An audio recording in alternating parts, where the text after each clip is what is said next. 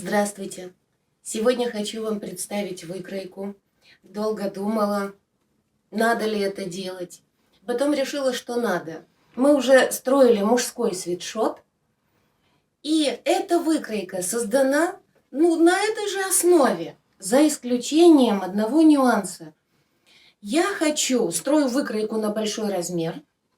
И я хочу, чтобы бомбер или толстовка, как хотите назовите, красиво лежала на фигурке, не увеличивала эту фигуру, не обезображивала бы ее своими складками, своими какими-то массой этой свободной ткани. А ведь костюм спортивный должен быть свободным. Так что для полненьких наших женщин с красивыми пышными формами мы сделаем прекрасную выточку, которую потом размоделируем так, чтобы ее не было видно, но костюм красиво повторял грудь и ничего не создавал, никаких излишеств и лишних свобод, а красиво сел. И, может быть, даже замаскировал некоторые складочки на теле, выпуклости. Вот мы с этого и начнем, мы так и будем делать. Как всегда, готовим наши мерки. Вы потом поближе все это посмотрите. Это мои записаны уже цифры, у вас будут здесь стоять свои. По каждому пункту все объясню. Обязательно свобода облегания. Обязательно указывайте, что ваша выкройка без припусков на швы. Это вам поможет для вашей работы, облегчит вашу работу. Если вы сегодня кроите, допустим, половину выкройки, завтра рукав, или через неделю рукав кроите, потому что работа, дети не дают возможности сразу все сделать. Вы через неделю берете этот рукав и думаете, если не записали, боже мой, какую свободу облегания или какой коэффициент там я высчитывала, я не помню. Так вот, чтобы этого избежать, у вас все это записано.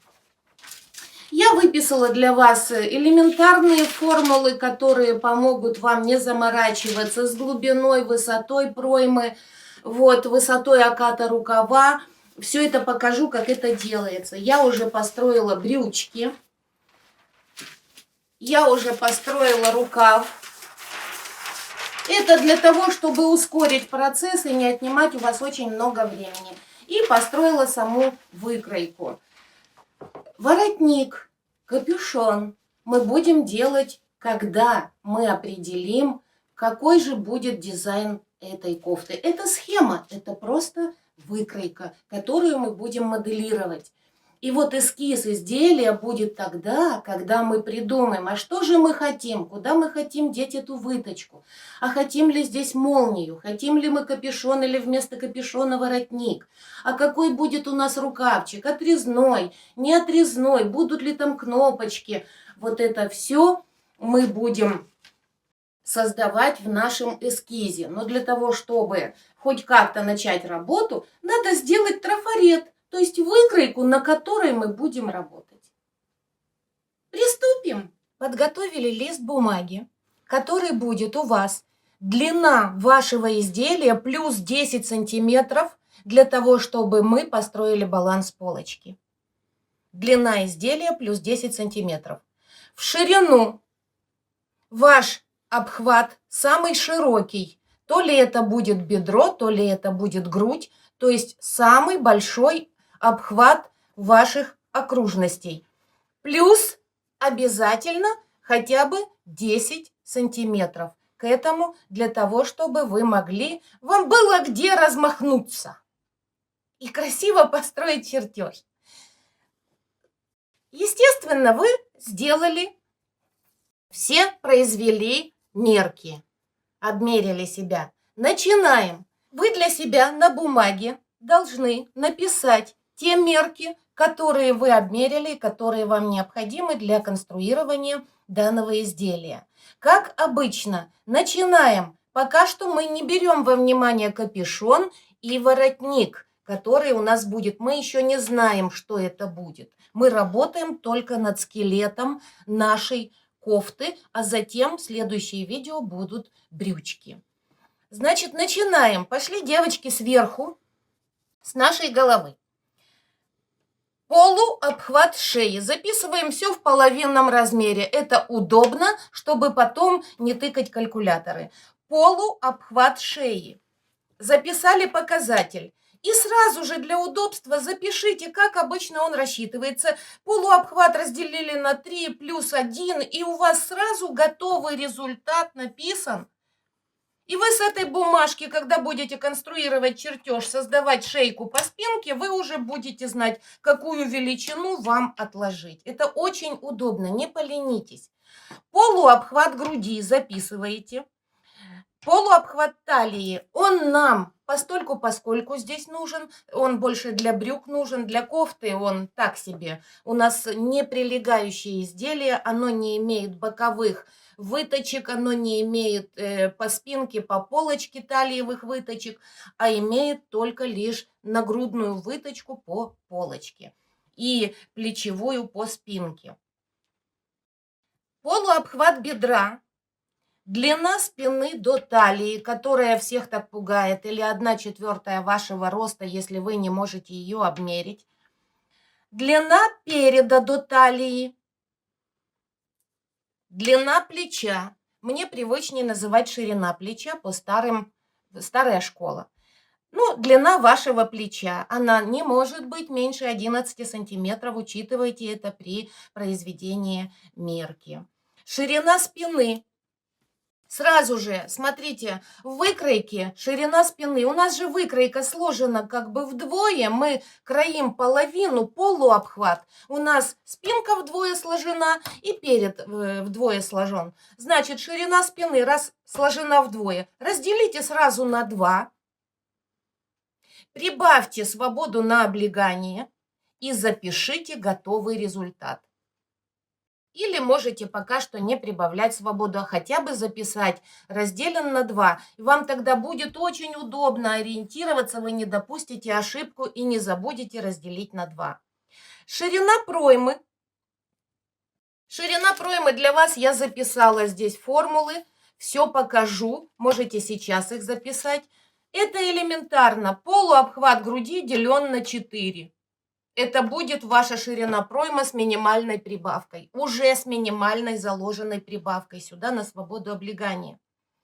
Глубина проймы. Тоже элементарно. Полуобхват груди делен на 3 плюс 5. Записываете себе. Есть. Это я вам еще озвучу, когда будем строить чертеж. Записали себе и ширину, и глубину. Высота груди нам обязательно нужна, поскольку мы будем создавать выточку, которая украсит наше изделие, его посадку. Центр груди. Длина изделия. Наше изделие имеет рукавчик. Значит, у нас должно быть обмер, обхват нашего плеча, то есть обхват руки сверху, где самая широкая ее часть. Рукав, когда мы создаем, он имеет у нас центр чертежа. Значит, этот обхват, когда мы добавим прибавку, мы разделим на 2. Сразу разделите на 2. Обхват вашей руки по верху разделите сразу на 2, запишите значение. Обхват ручки снизу точно так же разделите на 2 и запишите сразу значение. И длина рукава. Вот и все мерки, которые нужны для нашего скелетика. Вот. Какую свободу облегания взять для этого изделия? Я крою кофту на 54-56 размер. Неважно, какой размер вы кроите. 58-й, 60-й, 54-й. Вы должны для себя сами определить свободу облегания, как вы хотите, чтобы изделие лежало. Либо мешком на вас висело, либо красивую форму держала, либо было слегка свободным, но не сковывающее ваше движение. Само слово «свобода» облегание вас ориентирует на ваши действия. Я взяла свободу облегания 4 сантиметра. К полуобхвату, девочки, не к полному, а к полуобхвату 4 сантиметра. То есть, если готовая кофта будет полная, полный обхват, это будет 8 сантиметров. И по краям от вас вы по бокам возьмите сантиметровую ленту и на бедрах или на груди посмотрите, а сколько же это будет, если я ткань сложу вдвое, вот эти несчастные 4 сантиметра. То есть эта кофта у меня будет свободного прилегания, но не мешковатая. Свободу облегания вы должны прибавить к самой широкой окружности вашего тела. То есть у нас есть самые широкие, это обхват груди и обхват бедра. Талия здесь не участвует, она узкая. В моем случае грудь не сильно широкая, а вот бедрышки пошире. Поэтому я прибавляю и буду строить этот чертеж, исходя из той величины, которая самая широкая. Значит, у меня полуобхват груди 53 сантиметра, а полуобхват бедра 55. Значит, я ориентируюсь на бедра. И весь чертеж будет основан на этой ширине. Крой прямой, крой не приталенный. Мы не заморачиваемся ни на что. Мы берем тупо самый широкий обхват, прибавляем свободу облегания и делаем прямой каркас. Начинаем строить. Я думаю, у вас было время это все переписать. Прибавляете, да, свободу облегания, давайте еще скажем. Раз мы выбрали свободу облегания по самой широкой части нашего тела, по бедрам, а у вас это может быть либо грудь, либо бедра, вы должны выбрать. Значит, к полуобхвату я выбрала 4 сантиметра, учитывая, что полный обхват это будет 8. Но мы работаем с полуобхватами. Значит, к самой широкой части нашего тела, к этому полуобхвату, половине этого обхвата мы прибавляем свободу на облегание. Сразу себе пометьте, где у вас самая широкая часть и ту цифру свободы, которую вы хотите прибавить. И дайте конечное число. Дальше. Свобода облегания у нас будет и по ширине спины. Мы же будем двигать ручками вперед, назад, вверх. Нам надо, чтобы не трещали у нас рукава. Значит, к ширине спины мы добавляем к половинному ее значению 1 сантиметр. Записываем. Дальше. Ширина пройма, глубина пройма, это все у нас уже учитывается в формуле, поэтому мы здесь просто значения запишем, которые высчитаем формулой. Дальше у нас свобода идет еще на рукавчик. По обхвату руки сверху я всегда говорю, что лучше сбалансировать чертеж правильно. Если вы дали на основной чертеж 4 сантиметра полуобхвату, дайте и на рукав не меньше этого припуска, не меньше. Здесь повезло, здесь совпадают цифры, но бывают ситуации, когда в рукаве по верхней части здесь может стоять не цифра 4, а цифра 6. Это допустимо, девочки, это абсолютно допустимо. Вы можете играть и сужать уже по низу рукава, а по верху вам должно быть комфортно, у вас не должен расходиться шов притачивания рукава, и ничего не должно вам мешать. Поэтому к обхвату руки по верху, самой широкой ее части, возьмите либо такой же припуск на свободу, как в основном чертеже, либо немножко больше. А вот обхват руки снизу, бывает так, что здесь вверху она очень широка, а внизу наша изящная женская ручка худенькая. Не надо туда лепить много свободы, дайте поменьше. В моем случае я выбрала 3 сантиметра к половине значения обхвата руки по низу, по нашему запястью. Мне этого хватает, потому что предположительно, даю свободу, потому что предположительно у меня будет манжет. Это еще не точно. А может будет прямой рукав. Но наш кулачок должен пройти в это отверстие. Поэтому я выбрала 3 сантиметра. Можете выбрать больше, можете выбрать меньше. Размеры ручки у всех разные. Все мы это записали, мы это обсудили и начинаем работу. Приступаем. Обращаю внимание, я чертеж построила для ускорения ролика, чтобы это не было 3 часа, потому что я много всегда объясняю, это отнимает время. Значит, по размеру бумаги я вам объяснила, длина изделия плюс 10 сантиметров. Обмеряете. Вырезаете себе лист, чтобы поместились вы на этом листе в ширину, и начинаем работать. Первое, что мы делаем, это, отступая от верха эти ваши 10 сантиметров, проводим горизонталь. Отступили, провели. Просто вот 10 сантиметров отступили, если вы дали 10 сантиметров на запас, и провели горизонталь. Вот просто провели горизонталь. От себя край листа. Край листа – это сгиб по спинке. Это центр нашей спинки, это ее сгиб. Можно ничего не проводить, это и так понятно, что это край, середина, это прямая линия. Если у вас здесь бумага, большой запас, проведите эту линию. Дальше мы должны поделить наше тело на выступающие наши части. Да, у нас есть плечи, у нас есть грудь, у нас есть талия и есть бедра. В данной ситуации у меня выше бедра кофта будет, она здесь будет на манжете, поэтому манжет будет идти уже по бедру. Она выше бедра, но основная цифра, обозначающая масштабы моего чертежа, это обхват бедра, потому что он шире обхвата груди. Работаем.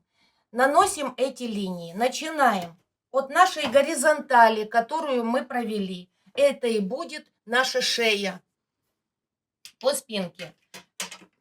Цифры, буквы писать не буду. Это будет наш росток, наша горловина. Это горизонталь обозначает нашу шею и плечи. Все. Играем от нее. Откладываем вниз длину спины до талии. Длину спины до талии. Поскольку у нас широкий чертеж, широкая блуза, она свободна, она даже не полуприлегающая, она именно свободного прилегания. Поэтому в длину ДСТ я не даю никаких прибавок, как это делается в облегающих изделиях. Добавляется 0,5 или сантиметр на свободу движения наших лопаточек. Здесь я не прибавляю. Вот чистое значение длины спины до талии. Провели горизонталь. Отмерили это значение, провели горизонталь. Это будет наша талия. Это будет наша талия. Теперь смотрите, нашу шейку горизонталь, нашу талию поделите просто пополам. Вот просто поделите пополам и проведите горизонталь из точки полученной. Это будет условная линия груди, которая нам поможет строить и выточки, и найти глубину, ширину проймы, на которой мы будем это обозначать.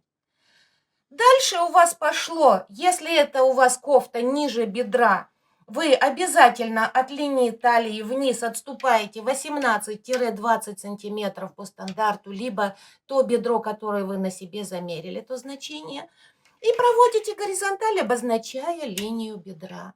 А ниже дальше уже пошел чертеж длины вашего изделия. У меня длина изделия выше бедра. Хорошо, горизонтали мы все провели. Мы уже знаем, у нас есть шея, грудь, талия, бедро. Есть. Работаем с ширинами, располагаем себя на этом чертеже. Наши плечики, шейку, грудь. Начинаем с чего? Давайте начнем с ростка. Берем наши талмуды, у нас же уже посчитано. Как нам высчитать росток? Полуобхват шеи, половинка нашей шеи. Делим на троечку, на 3. Это для всех. Плюс 1 сантиметр. Получили значение 7,1. От края чертежа по линии шеи, по верхней нашей линии. Откладываем это значение вправо. Отложили. Есть. Провели линию. Навожу для вас чертеж просто. Смотрите, вы получили значение вот здесь. Разделите его на 3, и вы получите высоту вашего ростка. У каждого здесь свое значение. Бывает и 8, и 9, а бывает и 6. У нас разные шейки. Значит, вы это значение делите на 3. И от вашей проведенной линии ширины ростка вверх поднимаете перпендикуляр на то значение, которое вы сейчас рассчитали. Поставили точку. Есть, у нас получился вот такой угол. Получился вот такой угол. Оформите этот угол, как вашу шейку, плавной линией. Чтобы здесь у вас хотя бы сантиметр был такой прямой угол, не склоняйте сразу от этого угла прям косой линией. И не углубляйте в этот угол очень сильно, иначе кофта будет уходить назад. Вы все время будете ее тянуть вперед, а она будет пытаться уйти на спину, закатываться. Это вам не надо. Поэтому вот это происходит, что спинка уходит назад из-за того, что сильно углубляют вот здесь вот этот скат. Или же сильно углубляют при вырезании, при шитье вот это сильно понижают глубоко. И тогда изделие уходит назад вот так и тянет за собой перед. Мы построили наш росток. Что мы делаем дальше? С этим мы закончили. Можно навести эту линию. Навожу для вас, поскольку я уже с ней закончила работу. Вот, посмотрите, по центру спиночки она идет немножко пряменько. У нас же шейка там ровненькая, а дальше идет на скругление. Так, один узелочек построили. Опускаемся ниже по чертежу. Нам же надо знать, какая у нас ширина спины, да? Смотрим. Ширина нашей спиночки делим на 2. Находим число. И поскольку у нас кофта спортивная, мы прибавляем на свободу движения 1 сантиметр, чтобы вот здесь у нас не трещали рукава. Значит, по линии груди, мы же разделили расстояние ДСТ от шеи до талии пополам, нашли условную линию груди. Вот она. Это условная линия груди. Мы ее нашли. На этой линии груди отложите это значение ширина спины, деленная на 2 плюс 1. И запишите, отметьте тот результат, который у вас получился. Вот моя точка, она получилась. Из этой точки проведите вверх перпендикуляр к этой линии. Проведите вверх перпендикуляр. Вы обозначите, где у вас будет заканчиваться ваша спиночка и будет идти дальше рука. Проводите линию до линии ростка нашего, до первой нашей горизонтали. Провели эту линию. Мы обозначили ширину нашей спины. Спускаемся дальше. Нам надо обозначить ширину нашего чертежа. Как мы поместим себя? Вот здесь задняя наша часть, а здесь передняя. Для этого нам надо знать ширину нашей проймы. От спины у нас ручка уходит к боковому нашему срезу, да? Вот это. Значит, нам надо на этой линии отложить ширину нашей проймы. Записываю для вас. Ширина проймы. Смотрите, полуобхват груди.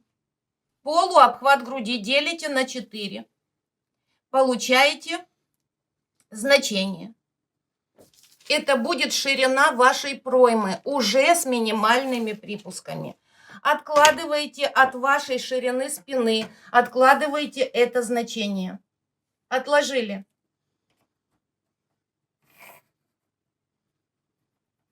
Вы нашли вторую границу проймы, где у вас будет помещаться ручка. Вы нашли это значение. Теперь от этой точки проведите вертикаль к линии шеи. То есть обозначьте, где у вас будет находиться ручка. Провели. Вот это и есть границы нашей проймы, куда будет входить рука между спиной и передом. Дальше. Поскольку мы нашли ширину нашей проймы, А какая будет ее глубина? Кофта у нас свободная, кофта у нас не идет прямо впритык под мышку. Надо рассчитать глубину этой проймы, чтобы было комфортно и поместилась рука красиво.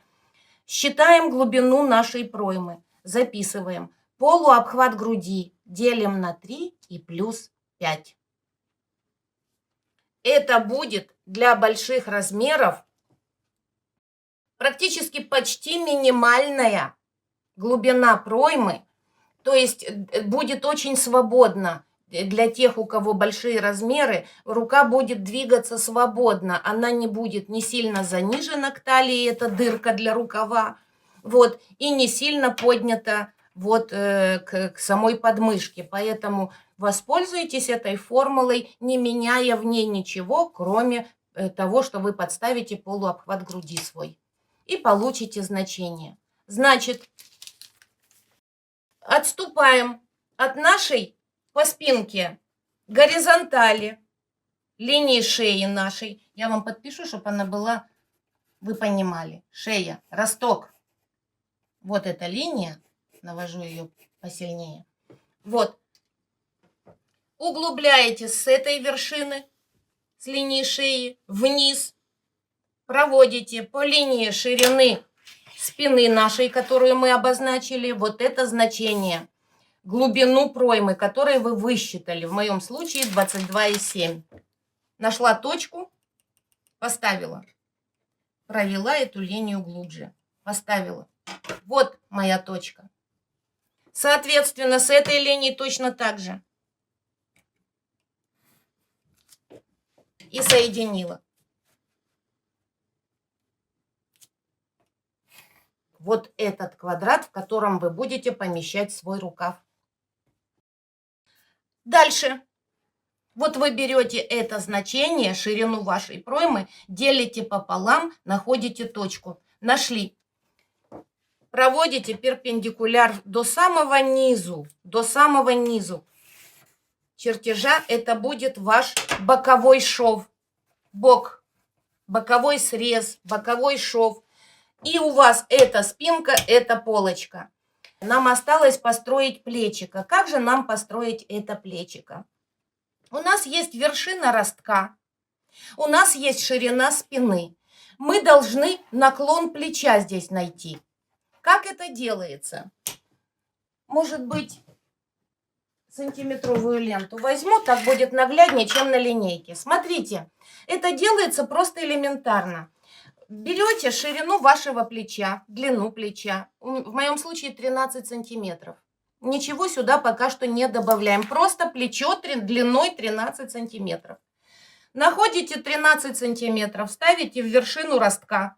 И вот приблизительный наклон, стандартный, вот положили, ну здесь сантиметр-полтора, не ориентируйтесь на эти цифры, просто отметьте себе вот такую... Как будто бы мы радиус рисуем, понимаете? Подвиньте куда-нибудь вниз, вверх. Вот такую маленькую диагональку сделайте. А теперь мой традиционный дедовский способ. Вы берете, замеряете. Хорошо ли видно в камеру? В вершину ростка, вот видите, я же вам пометила, где вершина. Самую высокую точку ростка. Ставите сантиметровую ленту или линейку, что у вас есть, неважно. Ставите по центру спинки на линию талии, вот прям в сам уголочек этой линии. И двигаете эту сантиметровую ленту, тоже создавая радиус, не перемещая с этой точки. Вот если вы поставили, у меня тут 41,5, значит и ваше число такое будет, вот это отсюда. Видите? Вот ориентируясь на эту точку, как будто бы он у вас на иголочке, эта лента стоит. И вы рисуете вторую линию. Вот их пересечение и будет наклон вашего плеча, который можно определить, не замеряя на себе длину плеча косую, вот такую и вот такую. Понимаете, вы можете ее вот таким способом безошибочно, учитывайте это, безошибочно определить. Значит, еще раз, высота ростка и центр спинки по талии замерили и перенесли значение сюда. Нашли. Вот сомкнулись две диагонали, нашли точку. Это и есть скос плеча. Значит, вам надо соединить вершину ростка с этой точкой. Соединили, провели линию. Мое плечо поместилось прямо на линии ширины спины. Назовем ее уже линией проймы, да? Она поместилась здесь. Это хорошо, это допустимо. Вы можете 0,5 добавить, если у вас не будет здесь выточки, добавить 0,5.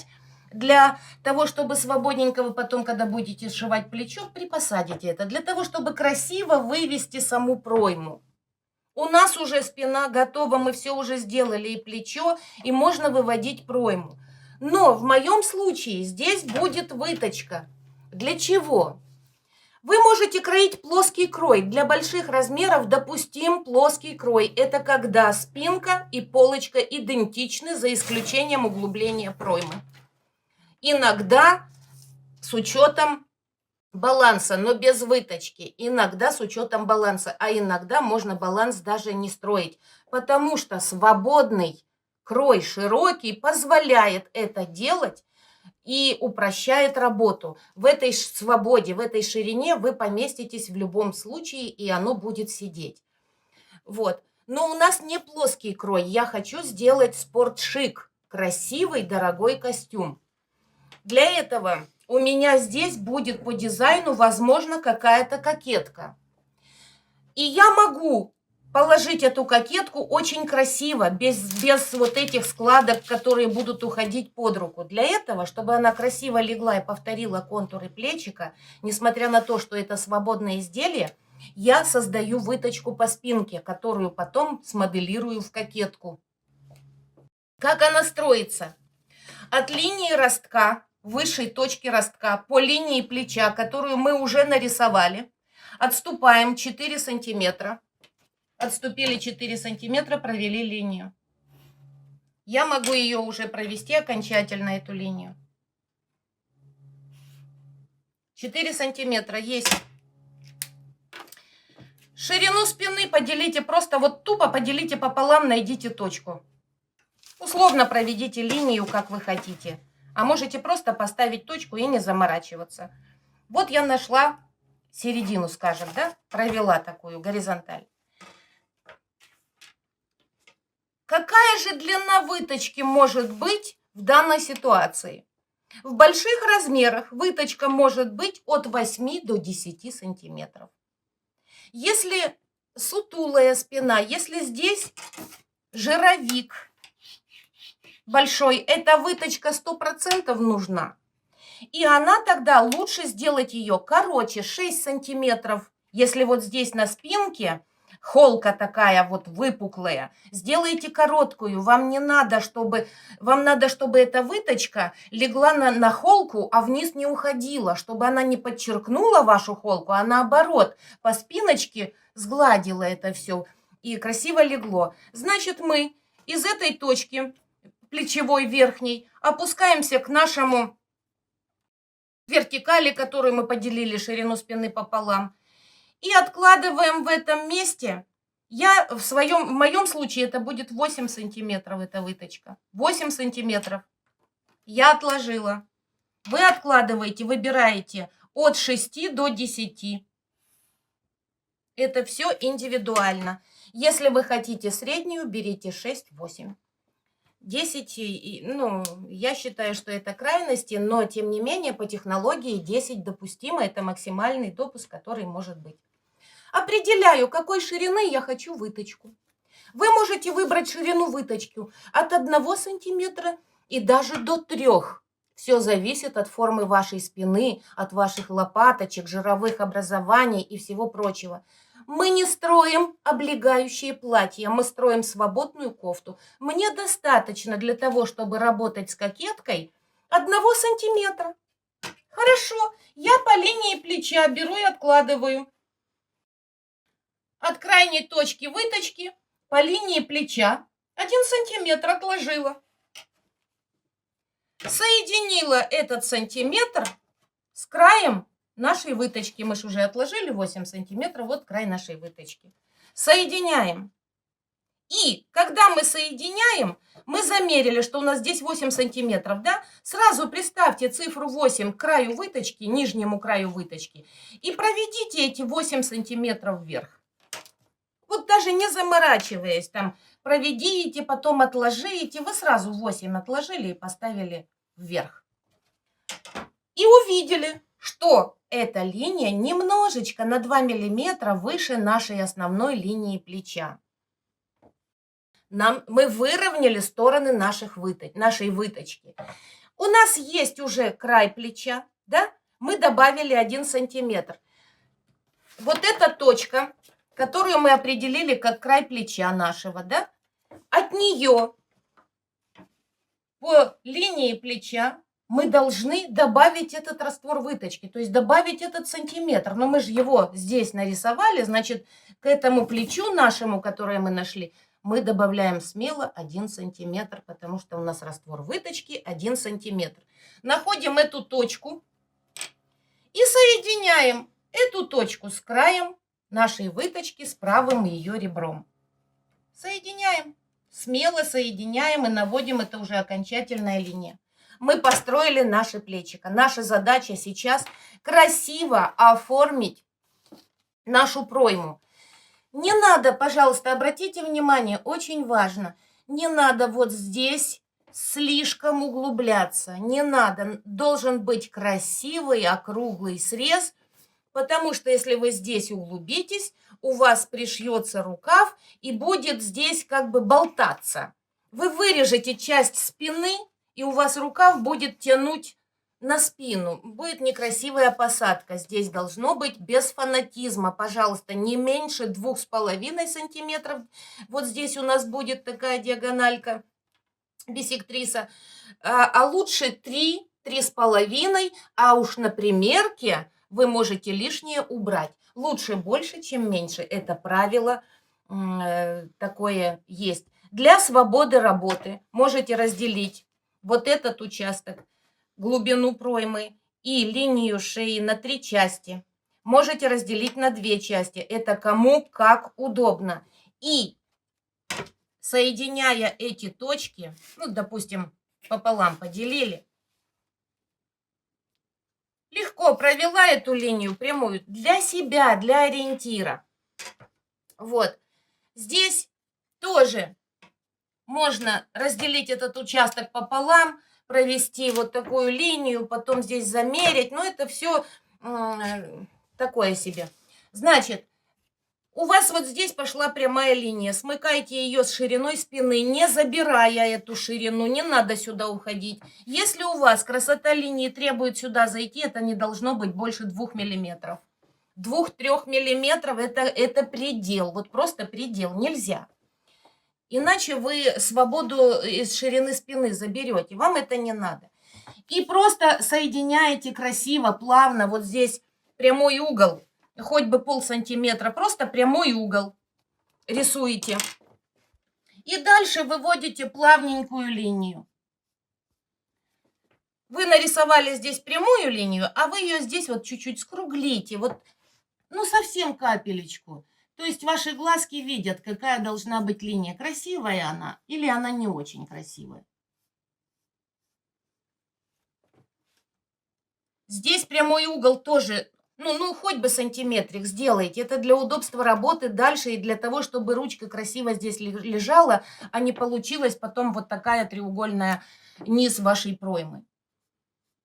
Для удобства сборки изделия. Ведь шить это тоже тяжелый труд. Вот.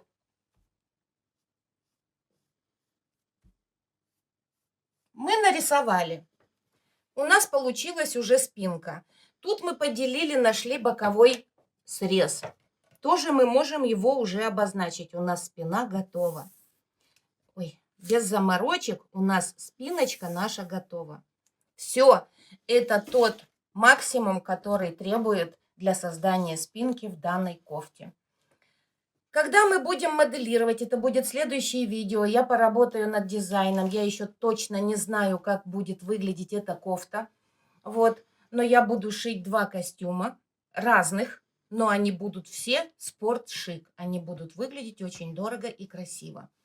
Вот, когда я это определю, я сниму видео, где я вам покажу моделирование дизайна, построения модели, и где мы будем размоделировать, переводить, переносить выточки. То ли их можно перенести в любой срез. То ли это будет в рукаве, то ли это будет в горловине. Ну, в горловине вряд ли в моем варианте. Это, скорее всего, будет здесь, или здесь, или здесь. Я еще не знаю. Тогда мы посмотрим, я объясню. Мы вот так, не торопясь, переходим к работе с нашей полочкой, с нашим передом. Для худеньких вообще заморочек никаких нет, все стандарты. А для красивых полненьких, вот, ну, собственно, и для красивых худеньких это тоже можно применить. Смотрим, что мы делаем. Проводим границу нашего чертежа. От центра спины, от этой линии, мы должны обозначить, где закончится наш перед. Значит, для этого что нам нужно? Самая широкая часть нашего обхвата. Если у вас самая широкая часть – это грудь, а бедра уже, выбираете линию груди. Если у вас бедра шире груди, значит, выбираете бедра, обхват бедра. Записывайте его в половинном размере. Значит, полный обхват делите на 2. Записали значение. В моем случае это 55,3. Полуобхват бедра 55,3. Я выяснила, что я хочу взять свободу облегания 4 сантиметра. Значит, к самому широкому моему обхвату, это бедра, полуобхват бедра плюс 4 сантиметра на свободу облегания. Получаю число. Вот оно. Я его получила. Значит, по всем ширинам чертежа я должна отложить это значение. У нас прямой крой, и который не заходит друг на друга, как при построении платья, когда бедро уходит на переднюю часть. Вот, и на заднюю часть чертежа у нас прямой свободный крой. Выбираем это значение. И теперь по всем ширинам откладываем от центра спины, от нашего чертежа это значение. Замыкаем наш чертеж. Проводим вертикаль от начала листа бумаги и до его конца. Это граница, в которой мы будем работать, это наша ширина. То есть это вся наша ширина. Сложена вдвое. Здесь пол спинки, здесь пол переда. Хорошо, обозначили эту линию. Что мы делаем дальше? От линии талии поднимаемся на высоту длина переда до талии. Ищем ДПТ, длина переда до талии. В моем случае 46,5. В вашем случае это будет другое значение. Смело, просто смело, не боясь, откладывайте это значение от талии по центру полочки вверх это значение. Проводите окончательную линию вот так вот, чтобы вы ее видели. Есть. Проводите перпендикулярно этой линии центра, перпендикулярно проводите горизонталь. Ну, хоть бы это такая, чтобы вы могли расположить на этой горизонтали и плечика. Ну, вот проведите до центра чертежа. Ну, так, для удобства. Вот я провела эту горизонталь. На этой горизонтали для тех, у кого, скажем так, типовая фигура правильная или перегибистая, и имеющая пышную грудь, рекомендую, даже у кого нет пышной груди, тоже рекомендую. Вот мы уже определили вершину нашего переда. Отступайте по вершине 1 сантиметр. Соединяйте эту точку с самым краем вашего чертежа. Это для тех, у кого здесь будет ткань взгиб, не будет никаких там нахлестов, никаких ничего. Это для тех, у кого ткань взгиб. Проведите новую линию середины переда. Проведите ее. И тогда вот эта первая линия уже у нас не рабочая. Мы уже про нее забыли. Пометьте себе, что она не рабочая. Вот, мы построили новую линию переда. Для чего? Сводите в самый конец длины вашего изделия, плавной вот такой вот линией ровной. Что мы сделали? Вот здесь у нас посередине переда, особенно когда здесь выпуклая грудь, всегда собирается вот такая свобода, а иногда она такая, что можно, когда опускаешь голову, заглянуть себе под кофту. Вот здесь. Вот чтобы вот в этой части, где грудь, хорошо по нашей груди легла кофточка, и хорошо по горлышку легла, вот здесь не топорщилась, не оттопыривалась, не создавала там такой кошелек, мы сделали вот этот отступ, углубление вот для этого, для придания правильного расположения изделия на нашем теле, на наших выпуклостях. Здесь выпукло, здесь впукло, и вот этот лишний, вот этот прямой кусок ткани, он всегда свободен и всегда некрасиво. А вот это помогает красиво лечь, повторить контуры нашего тела. Это я объяснила. Значит, первую линию мы закрыли, мы с ней не работаем, мы работаем от линии отвода. Но раз мы здесь отвели на сантиметр, мы же не можем заузить себе изделие. Значит, у нас есть линия проймы, которую мы с вами рисовали. Я ее сейчас наведу жирненько, когда строили спиночку. Вот, по спинке построили ширину проймы, линию проймы и нашли ее ширину. И построили линию, которая уходила, обозначила, где рука у нас спереди. От этой линии по вершине нашего переда тоже откладываем 1 сантиметр. Ставим точку. То есть мы не можем просто отрезать кусок сантиметра ткани. Мы должны его компенсировать. Мы его компенсировали. Вот он. И он нам поможет правильно построить выточку, потому что мы будем левое ребро выточки ориентировать на этот отвод. Сделали. С нашими границами, рамками мы обозначились. Теперь нам надо в эти рамки поместить нашу шею. Ширина ростка по переду такая же, как и по спинке. Отмеряем эту ширину от нашего отвода. Эти линии, это уже у нас не рабочие, не путайте, ни в коем случае. От нашего отвода отступаем такую же ширину ростка, как у нас по спинке. Поставили точку. Провели перпендикуляр вниз для удобства создания окружности. Можете делать отступы циркулем, как вам удобно, так и работайте. Значит, сколько нам вниз? Ширина ростка плюс 1 сантиметр. Отложили, поставили точку. Соединили с краем нашего изделия. То есть построили квадратик, в котором вы можете легко обозначить вашу окружность. И все, и здесь красиво, плавненько вы рисуете вашу шейку.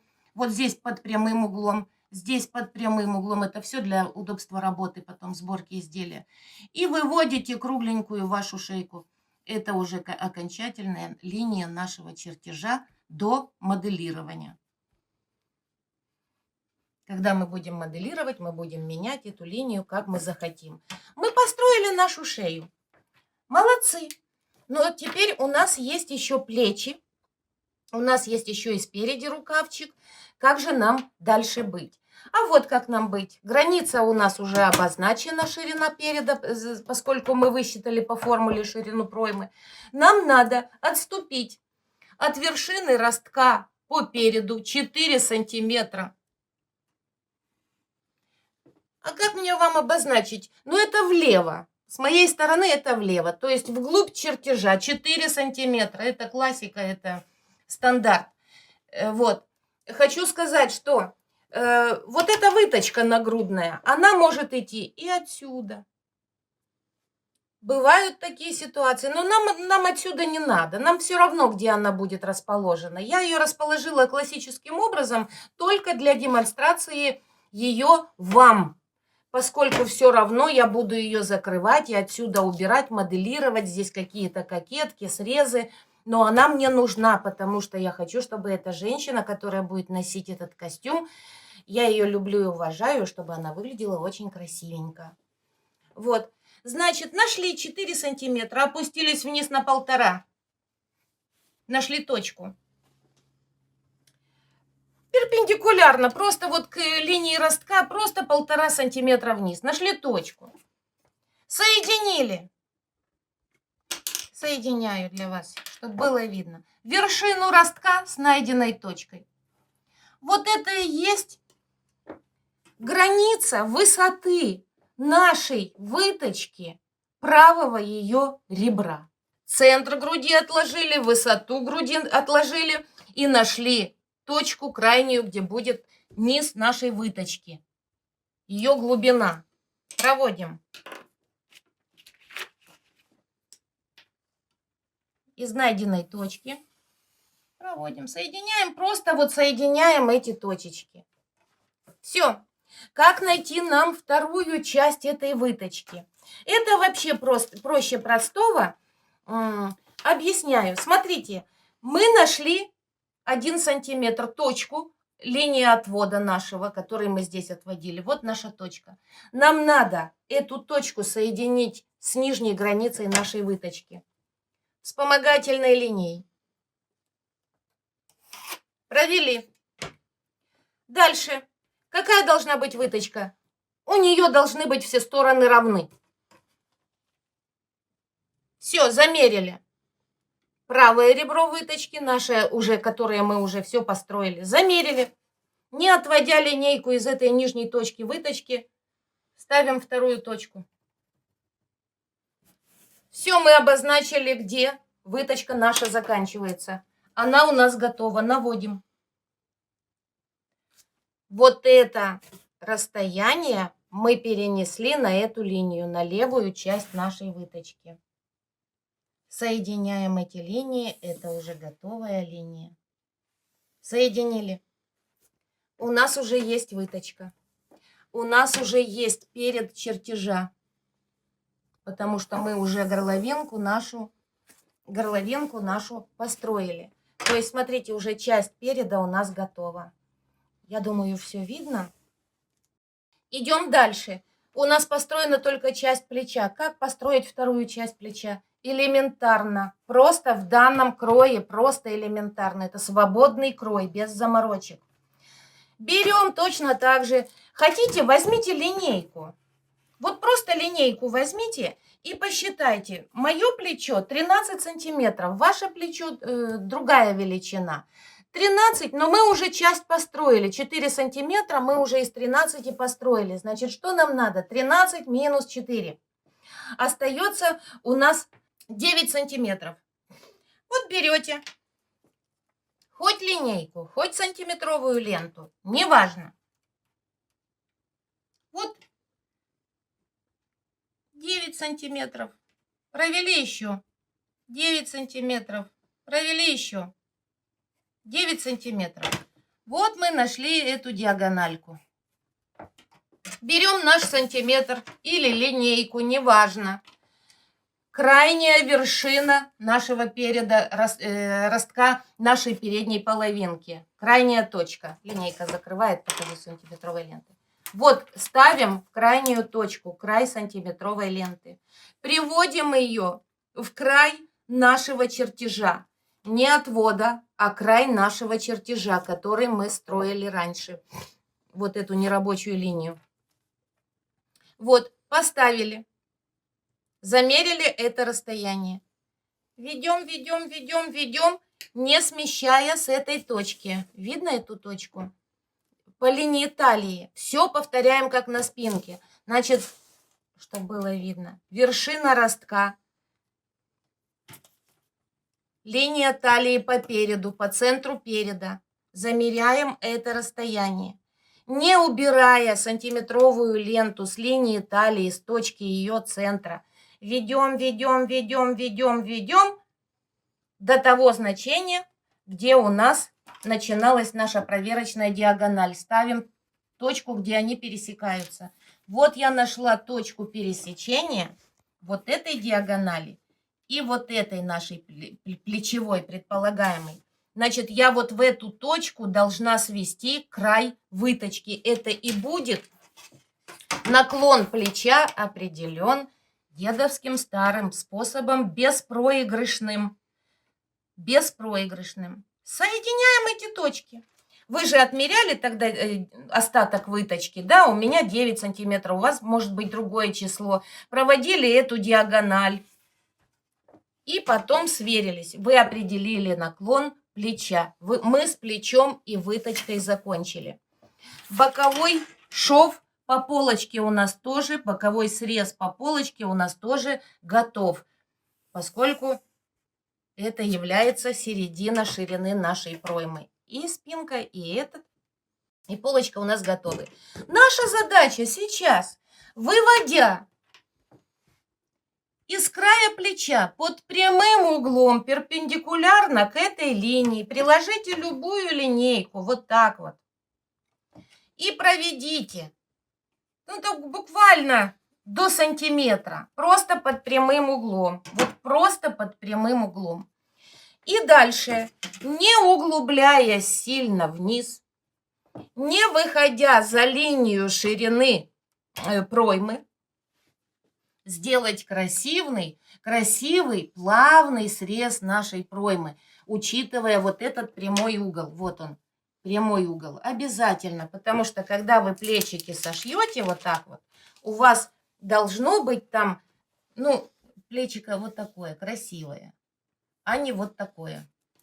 Вот прямой угол убирает вот этот дефект. Вот и все. И плавно, сильно вот сюда не углубляя, потому что ширину переда вы тоже не можете, ширину груди, нарисовать проймочку. Линия проймы вам должна очень нравиться. Здесь мы тоже сантиметрик под прямым углом. Выводим и сюда совмещаем эти линии. Все. Вот это и все, что касается построения нашего чертежа. Наша кофта готова. Мы можем смело это вырезать. Вот. Ошибки здесь просто допустить нельзя. Или это элементарнейший крой, который можно использовать вам в будущем под любое изделие свободного кроя или полуприлегающего, полусвободного такого. Да, еще один нюансик. Я-то объяснила для тех, у кого здесь будет сгиб. А для тех, у кого не будет здесь сгиба, а вот человек хочет на пуговках сделать, на кнопочках сделать, значит, вы линию вот этого отвода от вершины ростка по переду, вы линию этого отвода сводите в линию груди. Сводите в линию груди. Сейчас пунктиром вам покажу. Вот сюда. То есть в нашу рабочую линию груди. И все. А дальше вы разрезаете ровно и строим рукавчик. Значит, мы закончили крой наш, но еще без рукавчика. Формулы нам не нужны, это были для вас. Обязательно этот листочек мы сохраняем до конца нашей работы, даже если мы уже будем готовить изделия из ткани для проверки наших ширин. Так выглядит наша выкроечка. Я выточку с одной стороны разрезала, потому что я буду ее моделировать. Вот спиночка и перед, они у нас готовы. Для того, чтобы продолжить нашу выкройку, построить рукавчик, измерите, пожалуйста, пройму по спиночке, напишите результат.